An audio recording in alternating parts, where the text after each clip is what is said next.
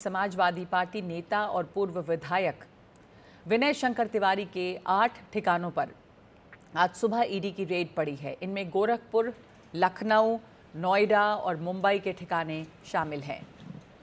सूत्रों के मुताबिक ईडी ने उनके खिलाफ चार्जशीट तैयार कर ली थी, जिससे जल्द ही कोर्ट में पेश किया जाना है। ईडी की जांच में सामने आया था कि गंगोत्री एंटरप्राइजेज लिमिटेड ने अपने प्रमोटरों, निदेशकों, गारंटरों के साथ मिलकर बैंक ऑफ इंडिया के नेतृत्व वाले 7 बैंकों के कंसोर्टियम से 1129.44 करोड़ रुपए की क्रेडिट सुविधाओं का लाभ लिया था। बाद में इस रकम को उन्होंने अन्य कंपनियों में डाइवर्ट कर दिया और बैंकों की रकम को वापस नहीं किया।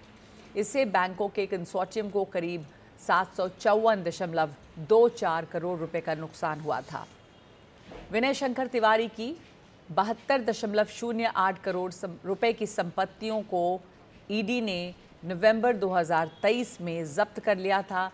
बैंकों की शिकायत पर सीबीआई मुख्यालय ने केस दर्ज किया था, जिसके बाद ईडी ने भी विनय तिवारी समेत कंपनी के सभी निदेशक, प्रमोटर और गारंटर के खिलाफ मनी लॉन्ड्रिंग एक्ट के तहत केस दर्ज कर जांच शुरू कर दी थी।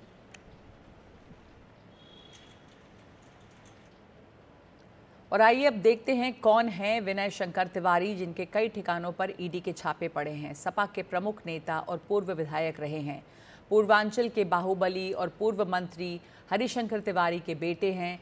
पहले भी कई विवादों में इनका नाम आ चुका है और अब गंगोत्री एंटरप्राइजेज कंपनी से नाम जुड़ने की वजह से ये फिर से सुर्खियों में आ गए हैं।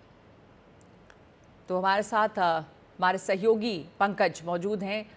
विनय शंकर तिवारी के जिन ठिकानों पर छापे पड़े हैं और ये सामने आ रहा है कि किस तरह से इनकी जो कंपनी है गंगोत्री एंटरप्राइजेज से नाम जुड़ा बैंक फ्रॉड का मामला है। तो विनय शंकर तिवारी के बारे में पॉलिटिकल रसूख उनका क्या रहा है, क्या उनका बैकग्राउंड है और अब जिस तरह के छापे पड़ रहे हैं उनके खिलाफ, तो अब बताएंगे ये पूरी बात, मामला पूरा है क्या पंकज?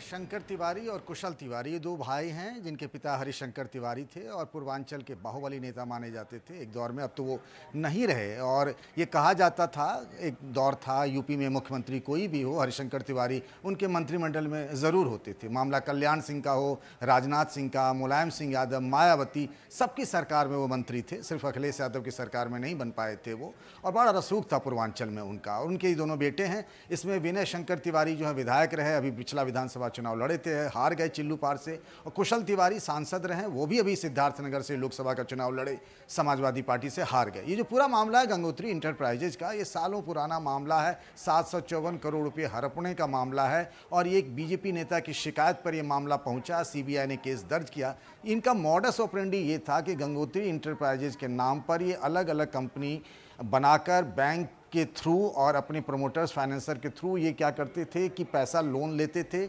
दूसरी कंपनियों में डाइवर्ट करते थे और उन कंपनियों को दिवालिया घोषित कर देते थे।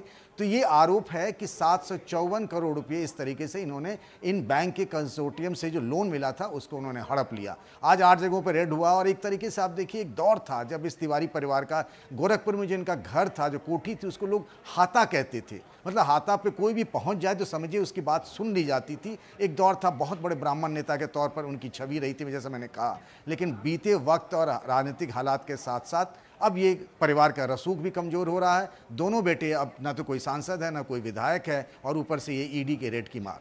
जी, धन्यवाद आपका पंकज, हमारे साथ जुड़ने के लिए और बताने के लिए कि किस तरह का रसूख रहा है पहले हरिशंकर तिवारी के परिवार का। और विनय तिवारी जो हैं वो उनके बेटे हैं, लेकिन अब इस परिवार का ज़्यादा रसूख राजनीति में नहीं है और अब ईडी की रेड उन पर पड़ रही है, तो एक और मुसीबत उनके सर पे इस वक्त है। लेकिन एक उसकी तह बतह अब कई तरह के मामले सामने आ रहे हैं कि क्या गड़बड़ रही है।